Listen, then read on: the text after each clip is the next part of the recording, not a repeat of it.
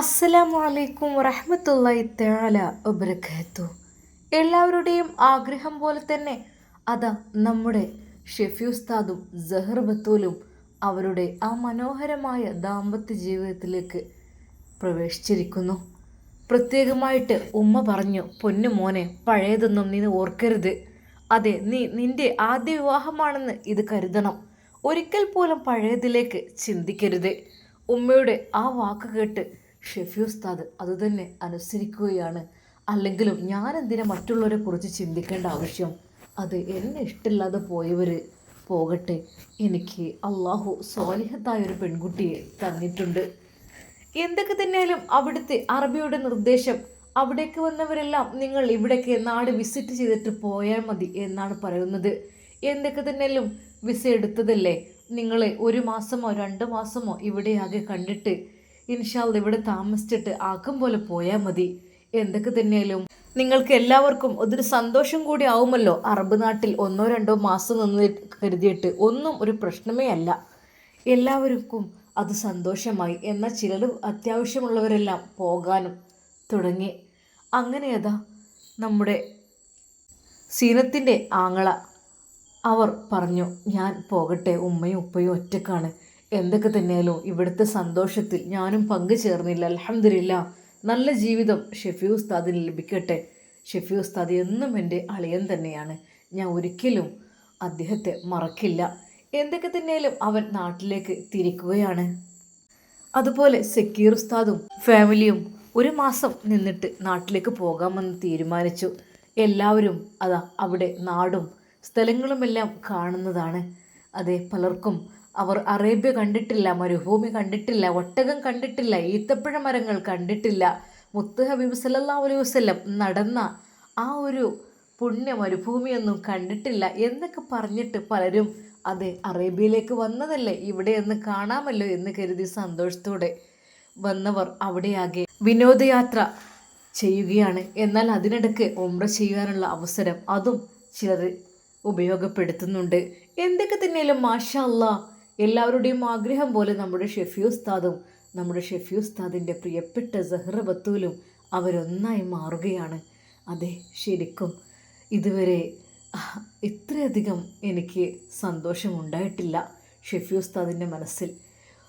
എന്നാൽ ഉമ്മാക്ക് നാട്ടിലേക്ക് പോകാനും ആഗ്രഹമുണ്ട്. എന്നാൽ ഇവിടെ അങ്ങ് നിന്നപ്പോൾ പോകാനും ആഗ്രഹമില്ല. തൻ്റെ പ്രിയപ്പെട്ട പൊന്നുമോൻ്റെ കൂടെ ജീവിക്കാൻ എനിക്ക് വല്ലാത്ത സന്തോഷം. എന്നാൽ അമ്മായി പറഞ്ഞു, അതെ, സത്യം പറഞ്ഞാലേ ഇവിടെ നിന്നപ്പോൾ പോകാൻ തോന്നില്ലല്ലേ. എന്തായാലും ഞാനും കുറച്ച് ദിവസം നിൻ്റെ കൂടെ ജീവിക്കാനുണ്ട്. നമുക്ക് ഇവിടെ ഓരോ കഥകളൊക്കെ പറഞ്ഞിരിക്കാലോ. പൊന്നു മോളെ, നിന്നോട് പറയാൻ നാത്തൂനോട് അതാ ഷെഫി ഉസ്താദിൻ്റെ അമ്മായി, അതായത് ഷെഫി ഉസ്താദിൻ്റെ ഉമ്മയോട് കഥ പറയുകയാണ്. അത് ഞങ്ങളുടെ നാട്ടിലും ഇതേ ഒരു സംഭവം ഉണ്ടായിട്ടുണ്ട്. ഇതിപ്പോൾ നമ്മുടെ ഷെഫി മോനെ ഓൻ്റെ പെണ്ണുങ്ങൾ ഇട്ട് പോയതുകൊണ്ട് ഇപ്പോൾ എന്തായി, ഓൾക്ക് നഷ്ടമായി.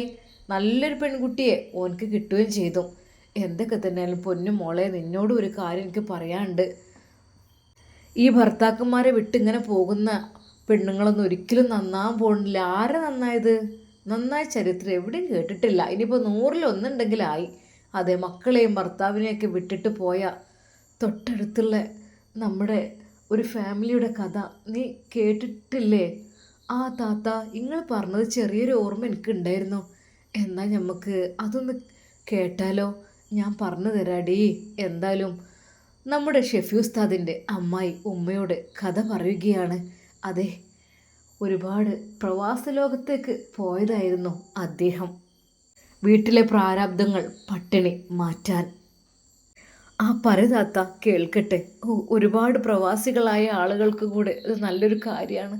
പഠിച്ചവനെ അല്ലാ, ഒരുപാട് സ്വന്തം കുടുംബത്തിന് വേണ്ടി കഷ്ടപ്പെടാൻ വേണ്ടി മരുഭൂമിയിലേക്ക് വരും. എന്നാൽ നാട്ടിൽ ഭാര്യ ചെയ്യുന്നത് കാണുമ്പോൾ ആർക്കും ഹൃദയം പൊട്ടിപ്പോകും. എന്തൊക്കെ തന്നെയാലും ഇത് കേട്ടു നോക്ക്. അങ്ങനെ അത് ഷെഫി ഉസ്താദിൻ്റെ അമ്മായി കഥ പറയുകയാണ്. അതെ, ഒരിക്കലും കെട്ടുകഥയല്ല, ഉണ്ടായ കഥ. നാട്ടിൽ നിന്നും ഒരു ഫോൺ കോൾ കേട്ടാണ് അവൻ ഞെട്ടി ഉണർന്നത്. എന്താ റബ്ബേ, ആരപ്പോൾ ഈ സമയത്ത് വിളിക്കുന്നത്? എന്ത് എന്ത് നിങ്ങൾ പറയുന്നത്? അതെ, അവൾ പോയടാ. ഒരു നിമിഷം അവൻ പൊട്ടി തകർന്നു പോയി. റബ്ബേ, എങ്ങോട്ട്? എൻ്റെ 3 മക്കളെ ഇട്ടിട്ട് എങ്ങോട്ട് റബ്ബേ ഓള് പോയത്? എൻ്റെ ജീവിതത്തിലെ ഏറ്റവും പ്രയാസമേറിയ ഒരു യാത്രയിലാണ് പ്രിയപ്പെട്ടവള് എന്നെയും 3 പിഞ്ചു മക്കളെയും തനിച്ചാക്കി പോയെന്ന് കുറച്ച് സമയം മുമ്പാണ് നാട്ടിൽ നിന്നും വിവരം ലഭിക്കുന്നത്. കേട്ട വാർത്ത വിശ്വസിക്കാതിരിക്കാൻ കഴിയില്ല. കാരണം മറ്റാരുമല്ല, എൻ്റെ വാപ്പയും പെങ്ങളുമാണ് അത് വിളിച്ചു പറഞ്ഞത്. അതെ, പോയടാ മോനെ, നിൻ്റെ ഭാര്യ നിന്നെ വിട്ടിട്ട് പോയി. അതെ, പെങ്ങളും അപ്പോൾ തന്നെ പറഞ്ഞു, ഇക്കാക്ക, ഇത്താത്ത പോയി. മരണപ്പെട്ടതാണെങ്കിൽ സാരമില്ലായിരുന്നെന്ന് വെക്കാം. പക്ഷേ എന്നാലും മറ്റൊരാളുടെ കൂടെ പോയെന്നൊക്കെ പറയുമ്പോൾ അത് വല്ലാത്തൊരു വേദനയല്ലേ. വിവരം അറിഞ്ഞപ്പോൾ തന്നെ കൂടെയുള്ള മൂത്ത സഹോദരൻ എൻ്റെ കൂടെയുണ്ട്. അതെ, അവന് പ്രവാസി തന്നെയാണ് എൻ്റെ പോലെ. നാട്ടിലേക്കുള്ള ടിക്കറ്റ് എടുത്തു. അതെ, പോവാണ്. എൻ്റെ മക്കൾ തനിച്ചല്ലേ. എയർപോർട്ടിലേക്കുള്ള യാത്രയിലാണ്. ജ്യേഷ്ഠൻ്റെ കരങ്ങൾ ഒരാശ്വാസം പോലെ എന്നെ തഴുകുന്നുണ്ട്. സാരല്ല മോനെ, എന്താ ചെയ്യാം. കണ്ണിൽ നിന്ന് കണ്ണീരില്ല, ഹൃദയത്തിൽ നിന്നും ചുടുരക്തം ഒഴുകി പരക്കുന്ന വേദനയാണ്. ഉള്ളൊക്കെ പുകയുന്നു. അല്ലാ, എൻ്റെ പെണ്ണ് എന്നെ വിട്ടിട്ട് പോയിക്കാണല്ലോ. അവൾക്ക് എങ്ങനെ മനസ്സ് വന്നു എന്നെ തനിച്ചാക്കി പോകാൻ? എന്ത് കുറവാണ് റബ്ബേ ഞാൻ അവൾക്ക് വരുത്തിയത്.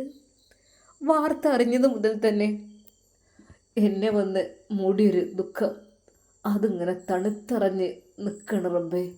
അത് എന്താണ് എനിക്കറിയണില്ല. മനസ്സിനുള്ളിൽ എന്തൊക്കെയോ ആകണം. ഒരു വാക്ക് പോലും മിണ്ടാൻ കഴിയാതെ ശബ്ദം നിലച്ചു പോയൊരവസ്ഥ. ആരോട് പറയാൻ, എന്ത്, എങ്ങനെ? ശക്തമായ തലവേദന കൂടി ആയപ്പോൾ ഞാൻ പൂർണ്ണമായും തകർന്നുപോയി. ആരും ആശ്രയമില്ലാത്തതുപോലെ. അല്ലാ, എൻ്റെ പൊന്നുമക്കൾക്ക് ഇനി ആരാണ്? അല്ലാ, എൻ്റെ കുട്ടികളിട്ടിട്ടോള് പോയോ? ഓൾക്ക് എന്ത് കുറവാ റബ്ബേ ഞാൻ വരുത്തിയത്? വിങ്ങി പൊട്ടിക്കൊണ്ട് അവൻ ആ ഫ്ലൈറ്റിൽ നിന്ന് ഓരോന്ന് ആലോചിച്ചു. ഫ്ലൈറ്റ് ലാൻഡ് ചെയ്തത് പോലും നാട്ടിലെത്തിയത് ഒന്നും അറിഞ്ഞില്ല. അതിൻ്റെ മുന്നത്തെ പോക്കിന് റഹ്മാനെ, അതെ, ദിവസം എണ്ണി കാത്തിരിക്കേക്കും. ഫ്ലൈറ്റിൽ കയറിയ റബ്ബേ, ഈ മണിക്കൂർ എന്താ പോകാത്തത്? ഫ്ലൈറ്റ് നീങ്ങുന്നില്ലേ? എൻ്റെ പൊന്നു മക്കളുടെയും എൻ്റെ കുടുംബത്തിൻ്റെ, എൻ്റെ പൊന്നു ഭാര്യയുടെയും അരികിലെത്താൻ ഫ്ലൈറ്റ് നീങ്ങുന്നില്ലേ എന്ന് വരെ എനിക്ക് തോന്നി തുടങ്ങിയിരുന്നു. പക്ഷേ ഇപ്പോഴിതാ അറിയുന്നില്ല, ഏതോ ഒരു ലോകത്തായിരുന്നു. അതെ, ഇക്കാൻ്റെ കൈപിടിച്ച് ഞാൻ നടക്കുമ്പോൾ ഞാനൊരു കുഞ്ഞു കുട്ടിയായിരുന്നു. അതെ, എൻ്റെ ഇക്കാക്കയുടെ കൈ പിടിച്ച് ഞാൻ ഒരു കുഞ്ഞിനെ പോലെ നടക്കുക. എനിക്കൊന്നും അറിയാത്ത പോലെ ആൾക്കൂട്ടത്തിനിടയിൽ ഒറ്റപ്പെട്ടു പോയ ഒരു കുഞ്ഞു കുട്ടിയായി മാറി ഞാൻ. അതെ, എൻ്റെ മനസ്സിലെ വേദന ആ എയർപോർട്ടിൽ കൂടിയ ഒരാൾക്കും അറിയില്ല. എയർപോർട്ടിൽ കാത്തു നിൽക്കുന്നത് സഹോദരിയും ഭർത്താവുമാണ്.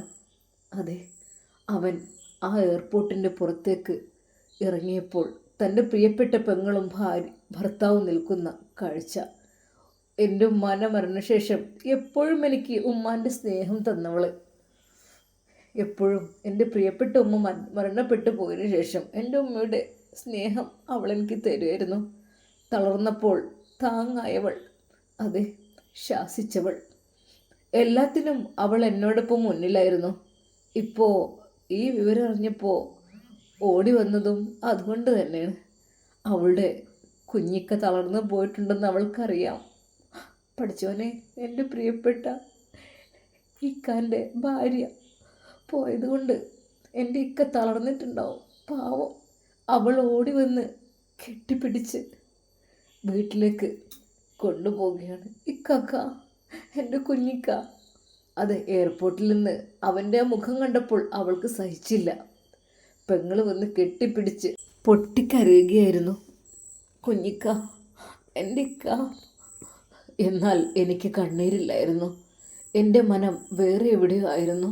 എനിക്കറിയുന്നില്ല റബ്ബേ, ഞാൻ എന്തിനാ നാട്ടിലേക്ക് വന്നത്? എൻ്റെ ഉമ്മയില്ലാത്ത മക്കളെ എനിക്ക് എങ്ങനെ അവരുടെ മുഖത്തേക്ക് നോക്കാൻ കഴിയും? എനിക്കറിയുന്നില്ല. എന്നാൽ അവൾ ഓടി വന്ന് എന്നെ കെട്ടിപ്പിടിച്ച് എൻ്റെ കയ്യിൽ പിടിച്ചുകൊണ്ട് വണ്ടിയുടെ അരികിലേക്ക് പോകുമ്പോൾ എനിക്ക് തോന്നി എൻ്റെ ഉമ്മ എൻ്റെ അടുത്ത് എത്തിയെന്ന്. അതെ, എൻ്റെ പെങ്ങള് എനിക്ക് എൻ്റെ ഉമ്മയെ പോലെ തന്നെയാണ്. അത്ര സ്നേഹം അവൾ നൽകുന്നുണ്ട്. എന്തെന്നറിയില്ല, ഉമ്മ കൈപിടിച്ച പോലെ തന്നെ തോന്നി. എൻ്റെ മരണപ്പെട്ടു പോയ ഉമ്മ അവളിലൂടെ ഉണ്ടെന്ന് എനിക്ക് തോന്നി. വണ്ടിയിൽ കയറി. ഇല്ല, ആരും ഒന്നും തന്നെ മിണ്ടിയില്ല. വണ്ടിയിൽ എല്ലാവരും നിശബ്ദരായിരുന്നു. കാരണം അത്രക്കും വേദനാജനകമായൊരു വാർത്തയല്ലേ. വീട്ടിൽ ചെന്നെത്തുമ്പോൾ എന്തായിരിക്കും അവസ്ഥ? അതെ, ആ വാഹനം അങ്ങനെ നീങ്ങിക്കൊണ്ടിരിക്കുകയാണ്.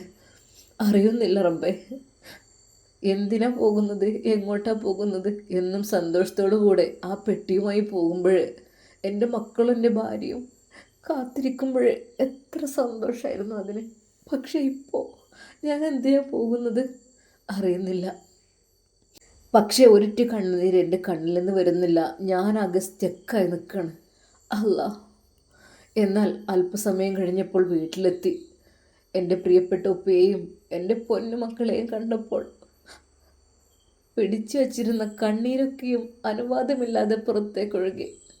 അതുവരെയും എനിക്ക് കരയാൻ കഴിയുന്നുണ്ടായിരുന്നില്ല. അതെ, അതൊരു തരം ഉറച്ച ഐസ് പോലെ എൻ്റെ ഹൃദയം ആകെ മരവിച്ചിരുന്നു. ഇപ്പോഴെനിക്ക് കണ്ണുനീർ അണപൊട്ടി ഒഴുകി. ആരും ആശ്വസിപ്പിച്ചില്ല. എന്നെ കരയട്ടെ എന്നായിരിക്കും എല്ലാവരുടെയും മനസ്സിൽ. കരഞ്ഞ് അവൻ്റെ സങ്കടം തീരട്ടെ. അതെ, പോകുമ്പോൾ യാത്രയാക്കി പോയതാണ്. അതെ, സലാം പറഞ്ഞ് ചുംബനം നൽകി പോയ ഭാര്യ തിരിച്ചു വരുമ്പോൾ അവളില്ല, അവൾ മറ്റൊരുത്തൻ്റെ കൂടെ പോയി എന്നുള്ള ആ ഒരു വാർത്ത, റബ്ബേ, അവൻ പൊട്ടി പൊട്ടിക്കരഞ്ഞു. ആർക്കും ഒന്നും പറയാനുണ്ടായിരുന്നില്ല. എല്ലാവരുടെയും മുഖത്ത് വിഷാദഭാവം. അപ്പോഴാണ് ചെറിയ പൊന്നുമോൻ ഉപ്പച്ചിയുടെ അരികിലേക്ക് എത്തിയത്. വാപ്പച്ചി, ഉമ്മ പോയി എന്ന് പറഞ്ഞ് മക്കൾ പറയുമ്പോൾ ഞാൻ എന്താ റബ്ബേ അവരോട് പറയേണ്ടത്? എനിക്കൊന്നും അറിയില്ല. കുഞ്ഞു മക്കളാണ്, അവരോട് എന്ത് പറയാൻ? ഉപ്പച്ചി, ഉമ്മച്ചി പോയി, വീണ്ടും അവർ കരഞ്ഞു പറഞ്ഞു. അവൾക്ക് എങ്ങനെ തോന്നി? ഞങ്ങൾ തരിച്ചാക്കി പോയിക്കോളാണ്. 13 വർഷത്തെ ദാമ്പത്യ ജീവിതമാണ്. പഠിച്ചവൻ അനുഗ്രഹിച്ചു തന്ന 3 മക്കൾ. ഓഹ് അല്ലാ, എങ്ങനെ അവൾക്ക് തോന്നി? 13 വർഷം എൻ്റെ നെഞ്ചിൽ തല ചായച്ച് കിടന്നവൾ. അതെ, 13 വർഷം ഇല്ലെങ്കിലും പ്രവാസ ലോകത്തുനിന്ന് വരുമ്പോഴൊക്കെ അവൾ എൻ്റെ നെഞ്ചിലായിരിക്കുമല്ലോ. എന്നാലും എൻ്റെ പെണ്ണെ, നിനക്ക് എങ്ങനെ ഇതിൽ തോന്നി? മൂത്തമോൻ അഫ്സലിന് 9 വയസ്സാണ് പ്രായം. രണ്ടാമത്തെ മോളാണ് ആയിഷ, അവൾക്ക് 6 വയസ്സ്. ചെറിയ പൊന്നുമോൻ അജ്മലിന് 4 വയസ്സും. അല്ലാ, 3 മക്കളും 3 ഉമ്മയെ ചോദിക്കുകയാണ്. എന്താ റബ്ബേ ഞാൻ പറയാം? ഉപ്പച്ചി, ഉമ്മച്ചി അങ്ങോട്ട് പോയത്? 4 വയസ്സുകാരൻ വീണ്ടും വന്ന് ചോദിക്കുന്നു, ഉമ്മച്ചി എവിടെ? ഞാൻ എന്താ റബ്ബേ പറയാ? എന്നാൽ 6 വയസ്സുകാരി മോള് ആയിഷ മോള്, ഉപ്പച്ചി, ഉമ്മച്ചി എന്നാ വരിക? എല്ലാവരും കരഞ്ഞുകൊണ്ട് ഉപ്പച്ചിയോട് ചോദിക്കാണ്, ഉമ്മച്ചി എവിടെ, ഉമ്മച്ചി എവിടെ എന്നുള്ളത്. മക്കൾ 3 ചോദിക്കണം. റബ്ബേ, ഞാൻ എന്താ ചെയ്യുക? കുറച്ച് ബുദ്ധി വെച്ച പൊന്നുമോൻ അവന് അഫ്സലും ചോദിക്കാണ്, ഉമ്മച്ചി എവിടെ പോയത് ഉപ്പച്ചി? ഉപ്പച്ചി, ഉമ്മച്ചി എവിടെ പോയതോ ഞങ്ങളോട് പറഞ്ഞില്ലല്ലോ. അല്ലാ, ഞാൻ എന്താ ഈ മക്കളോട് പറയാ? ഞാൻ എന്താണ് അവരോട് പറയേണ്ടതെന്ന് എനിക്കറിയുന്നില്ല. അവസാനം പെങ്ങളാണ് മക്കളോട് പറഞ്ഞത്, ഉമ്മ പോയി, ഉമ്മ ഇനി വരില്ല മക്കളെ എന്ന്. ഇവിടെ വരാറുള്ളൊരാളുണ്ടല്ലോ, അയാളുടെ കൂടെ നിങ്ങൾ ഉമ്മച്ചി പോയി. പെങ്ങള് വിങ്ങി പൊട്ടിക്കൊണ്ടാണ് പറഞ്ഞത്. അല്ലാതെ മക്കളോട് എന്താ പറയുക?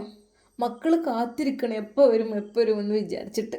അത് പറഞ്ഞുകൊണ്ട് പെങ്ങളും പൊട്ടിക്കരഞ്ഞു. മക്കളും 3 കരച്ചിലാണ്. റബ്ബേ, ഉമ്മച്ചിനെ കാണണം ഉപ്പച്ചി, ഉപ്പച്ചി, എനിക്ക് ഉമ്മച്ചിയെ കാണണം പൊന്നുമോനെ പറയുന്നു. എന്നാൽ രണ്ടാമത്തെ മോള് ഐഷയും പറയാണ്, ഉപ്പച്ചി പ്ലീസ്, ഉമ്മച്ചി എങ്ങനെ കിട്ടുക? ഉമ്മച്ചിനെ എവിടെ നിന്ന് കിട്ടുക? ഉപ്പച്ചി പ്ലീസ്, ഉപ്പച്ചിയെ കൊണ്ടുവരാൻ പോവും നമുക്ക്. അവളും വിതുമ്പി കരയുകയാണ്. എന്താ റബ്ബേ ഞാൻ ചെയ്യാം? എൻ്റെ 3 മക്കളും കരയാണല്ലോ റബ്ബേ. ഈ ബാപ്പാൻ്റെ ഒരു കഴിവ് കേടുകൊണ്ടാണോ മക്കളെ ഉമ്മ പോയത്? ഉപ്പാക്കറിയില്ല നിങ്ങളുടെ ഉപ്പ അത്രക്ക് മോശക്കാരനായിരുന്നോ? അതുകൊണ്ടാണോ ഉമ്മച്ചി പോയത്? എന്താവശ്യപ്പെട്ടാലും നടത്തി കൊടുക്കാനുള്ള കഴിവ് ഉണ്ടായിരുന്നു. അതെ, ആവശ്യപ്പെടുന്നതെല്ലാം ഞാൻ അവൾക്ക് വാങ്ങിച്ചു കൊടുക്കുമായിരുന്നു. അവളുടെ ആഗ്രഹപ്രകാരമാണ് വീടെല്ലാം പുതുക്കി പണിഞ്ഞതും ടൈലെല്ലാം മാറ്റിയിട്ടതും. കുഴപ്പമില്ലാത്ത വീടായിരുന്നു. പക്ഷെ ഓള് പറഞ്ഞു വീടൊക്കെ ഒന്നും കൂടി സെറ്റാക്കണം ഇക്ക. അതെ, പഴയ വീടൊക്കെ ഒന്ന് റിന്യൂവൽ ചെയ്ത് മോഡേൺ ആക്കി ടൈൽസ് എല്ലാം പറിച്ച് പുതിയതിട്ട് മുറ്റമൊക്കെ ഇൻ്റർലോക്ക് ചെയ്തു അതിൻ്റെ അരികിലായിക്കൊണ്ട് പൂന്തോട്ടങ്ങൾ നിർമ്മിച്ചു. അതൊക്കെ ഓളുടെ ആഗ്രഹമായിരുന്നു. അതിനനുസരിച്ചൊക്കെ ഞാൻ നിന്ന് കൊടുത്തു. അതെ, പ്രവാസ ലോകത്ത് ഞാൻ മരുഭൂമിയിൽ കഷ്ടപ്പെട്ട് അവൾക്ക് അവളുടെ ആഗ്രഹങ്ങളെല്ലാം ഞാൻ നേടിക്കൊടുത്തല്ല. പഠിച്ചവൻ്റെ അനുഗ്രഹം കൊണ്ട് എല്ലാം നടത്തി കൊടുക്കാനുള്ള കഴിവുണ്ടായിരുന്നു. അതെ, കഷ്ടപ്പെട്ടാലും വേണ്ടില്ല, വീട്ടുകാർക്ക് സന്തോഷം വേണം, എൻ്റെ ഭാര്യയുടെ ആഗ്രഹം സാധിപ്പിച്ചു കൊടുക്കണം എന്ന് വിചാരിച്ചിട്ട് എല്ലാം ചെയ്തു കൊടുത്തിട്ടാണോ റബ്ബേ അവൾ എന്നെ മക്കളെ ഉപേക്ഷിച്ച് പോയത്? അവൾ എന്താണ് പറയുന്നത് അത് ആ നിമിഷം ഞാൻ സാധിപ്പിച്ചു കൊടുക്കുമായിരുന്നു. എന്നാലും എന്നെ നോക്കണ്ട, അവൾ നൊന്ത് പ്രസവിച്ച 3 മക്കളില്ലേ, 3 പേര്. അവളില്ലാതെ ആയാൽ മക്കൾ സങ്കടപ്പെടുന്ന അവൾക്ക് അറിയില്ലേ? അതെ, അവള് ഒരു ദിവസം പോലും മക്കളെ പിരിഞ്ഞിരുന്നിട്ടില്ല. എപ്പോഴും ഇക്ക മക്കളില്ലാതെ എങ്ങോട്ടും പോകണ്ട, എവിടേക്കെങ്കിലും ഒരു ബൈക്കിൽ ട്രിപ്പ് പോവാണെങ്കിലും പറയും, അല്ല മക്കളില്ലാതെ ഞാനില്ല, മക്കളെ ഇവിടെ ഇട്ടിട്ട് പോകാൻ കഴിയില്ലിക്ക. ഓള് പറഞ്ഞ ആ ഒരു വാക്കുകൾ എൻ്റെ മനസ്സിലേക്ക് അത് കുത്തിക്കയറുകയാണ്. മക്കളില്ലാതെ പഠിച്ചോനെ എന്ത് നിങ്ങളീ പറയുന്നത്? മക്കളില്ലാതെ പോകാൻ പറ്റുമോ? നമുക്കിടെ ജസ്റ്റ് ഒന്ന് പോയിട്ട് വരാനാണ്. വേണ്ടക്ക, അവിടെ സങ്കടപ്പെടൂലേ? പോവാണെങ്കിൽ ഒരുമിച്ച് പോവാം. അല്ല, അത്രക്ക് സ്നേഹമായിരുന്നു മക്കളെ അവൾക്ക്. എന്നാലും ഇപ്പം എന്താ അവളങ്ങനെ ചെയ്തത്? ആരൊക്കെയോ എന്തൊക്കെയോ പറഞ്ഞതാണ്, വിലക്കിയതാണ് അവനെ അധികം വീട്ടിൽ കയറ്റരുതെന്ന്. പക്ഷെ ഞാനൊരിക്കലും വിചാരിച്ചില്ല ഓൻ വീട്ടിലേക്ക് വരുമ്പോൾ എൻ്റെ ഭാര്യയെ ചതിച്ചു കൊണ്ടുപോകുന്നുള്ളത്. സ്വപ്നത്തിൽ പോലും കരുതിയിരുന്നില്ല എന്നെ വഞ്ചിച്ചുകൊണ്ട് അവൾക്ക് അവനോടൊരു ബന്ധമുണ്ടാവുമെന്ന്. ഏയ് റബ്ബേ, വീട്ടിലേക്കല്ലെങ്കിലും അന്യ ആണുങ്ങളെ പ്രവേശിപ്പിക്കാൻ പാടില്ല. ആദ്യമൊക്കെ വെറും ഒരു ചിരിയും സംസാരവും മാത്രമായിരിക്കും. എന്നാൽ പിന്നീട് അങ്ങോട്ട് ഭർത്താവില്ലല്ലോ, പല ആഗ്രഹങ്ങളും കാണൂലേ. നല്ല രീതിയിൽ അവർ, അതും ഒരു 30 വയസ്സുള്ള അവൾക്ക് 23 വയസ്സുള്ള ആ ഒരു ചെക്കനോട്, അല്ലാ, അവളെക്കാളും എത്ര വയസ്സിന് ഇളയതാണ് അവന്. അതെ, 30 വയസ്സുള്ള പെണ്ണാണ് ഓള്. 23 വയസ്സ് മാത്രമാണ് ആ ചെക്കൻക്ക് വയസ്സ്. റബ്ബേ, അങ്ങനെ ഞാൻ വിചാരിച്ച് ഓളെ ഒരു ചെറിയ ആങ്ങളക്കുട്ടിയെ പോലെ ഓള് കാണുള്ളൂ എന്ന്. പക്ഷേ 30 വയസ്സുള്ളവൾക്ക് 23കാരനോട് പ്രണയം തോന്നുമെന്ന് ഞാൻ എൻ്റെ സ്വപ്നത്തിൽ പോലും വിചാരിച്ചില്ല. എന്നാലും ആ ചെറുപ്രായക്കാരനായ ഓൻ്റെ കൂടെയാണല്ലോ ഓള് പോയത്. എന്നാൽ അവൻ എൻ്റെ കുടുംബത്തിലെ തന്നെ ഒരു ബന്ധുവാണ്. ശരിയാണ്, എൻ്റെ കുടുംബക്കാരനാണ്. ഏറ്റവും അടുത്ത ബന്ധം. എന്നെ ഇക്ക ഇക്ക എന്ന് വിളിച്ചു നടക്കുമ്പോൾ ഞാൻ അറിഞ്ഞിരുന്നില്ല അവൻ്റെ മനസ്സിലിരിപ്പ് വേറെയാണെന്ന്. അവളും അവനെ അനിയൻ എന്നാണ് വിളിച്ചിരുന്നത്. അനിയനെ പോലെ, സഹോദരങ്ങളെ പോലെ ആയിരുന്നു അവരൊന്ന് ഞാനും മനസ്സിൽ വിചാരിച്ചു. അതെ, അവൾ ആങ്ങളക്കുട്ടിയെ വിളിക്കുന്ന പോലെ അവനെ വിളിക്കും. എനിക്കും ഒരാശ്വാസം തോന്നി. കാരണം ഇവരുടെ കാര്യങ്ങളൊക്കെ നോക്കാനൊക്കെ അവനുണ്ടല്ലോ എന്ന് കരുതി. എന്നാൽ ഉമ്മാൻ്റെ മരണത്തോടു കൂടി അവൾക്ക് ആരെയും നോക്കേണ്ട കാര്യമില്ലാതെയായി. ബാപ്പാക്ക് സുഖമില്ലാത്തതാണ്. ബാപ്പ എവിടെയെങ്കിലൊക്കെ ഒതുങ്ങിയിരിക്കും. പക്ഷേ ആരൊക്കെയോ എന്നോട് പറഞ്ഞിരുന്നു അവരെ ഒന്ന് ശ്രദ്ധിക്കണമെന്നും അവനെ അധികം വീട്ടിൽ കയറ്റരുത് എന്നും. ഞാൻ അവരെയെല്ലാം പറഞ്ഞു, എന്താ നിങ്ങൾ, നമ്മുടെ മനസ്സ് നന്നാവണം. അങ്ങനെ വീട്ടിലേക്ക് എന്തെങ്കിലും ഹെൽപ്പിന് വന്നാൽ നമുക്കൊരു സമാധാനമല്ലേ. എന്നാൽ എല്ലാവരും പറയും ഓനെ ശ്രദ്ധിക്കുന്നത് നല്ലതാണെന്ന്. പക്ഷെ ഒരിക്കലും ഞാൻ അവളെ മനസ്സുകൊണ്ട് പോലും തെറ്റിദ്ധരിച്ചിട്ടില്ല. അന്ധമായി വിശ്വസിച്ചു എൻ്റെ പെണ്ണിനെ. എനിക്ക് അത്രയ്ക്കും ഇഷ്ടമായിരുന്നു അവളെ, സ്നേഹിച്ചു. എൻ്റെ സ്നേഹത്തിന് അവൾ എനിക്ക് തന്ന ശിക്ഷയാണിത്. ഞാൻ അത്രക്കും എൻ്റെ ജീവനേക്കാളേറെ എൻ്റെ പെണ്ണിനെ ഞാൻ സ്നേഹിച്ചു. പക്ഷേ അവളെനിക്ക് വലിയൊരു ശിക്ഷയാണ് തന്നത്. തൻ്റെ ജീവിതത്തിനോടുള്ള ശിക്ഷയായിരുന്നു അത്. അതെ, ഇത്ര വേണ്ടില്ലായിരുന്നു. ഇപ്പോഴും എനിക്ക് വിശ്വസിക്കാൻ കഴിയുന്നില്ല. എന്നാലും എൻ്റെ പെണ്ണ്, അവൾ എന്നെയും മക്കളെയും തനിച്ചാക്കി പോവോ റബ്ബേ? ഞാൻ കേട്ട സ്വപ്നാണോ? അവൾ എവിടെയെങ്കിലൊക്കെ ഉണ്ടോ റൂമിൽ? അവളെവിടെയെങ്കിലും കിടന്നുറങ്ങുന്നുണ്ടോ? അറിയില്ല. അതെ, തൻ്റെ പ്രിയപ്പെട്ട ഭർത്താവിനെ വിശ്വസിക്കാൻ കഴിയുന്നില്ലായിരുന്നു ആ ഒരു വാക്കുകൾ. പ്രിയപ്പെട്ട കൂട്ടുകാരെ, നമ്മുടെ സീനത്ത് പോയ പോലെയാണ് ഈ ഭാര്യ പോയിട്ടുള്ളത്, 3 മക്കളെ ഉപേക്ഷിച്ച്. ഇൻഷാ അല്ലാഹ് നമുക്കിതിൻ്റെ ബാക്കി ഭാഗം നാളെ കാണാം. നമ്മുടെ പ്രിയപ്പെട്ട ഉസ്താദിൻ്റെ ഉപ്പയുടെ പെങ്ങളാണ് ഈ ഒരു സ്റ്റോറി ഉമ്മാക്ക് പറഞ്ഞു കൊടുക്കുന്നത് കേട്ടോ. ഇൻഷാ അല്ലാഹ് നമുക്കിതിൻ്റെ ബാക്കി ഭാഗം നാളെ കാണാം. അതുവരേക്കും എല്ലാവർക്കും അസ്സലാമു അലൈക്കും വറഹ്മത്തുള്ളാഹി തആല വബറകാതുഹു.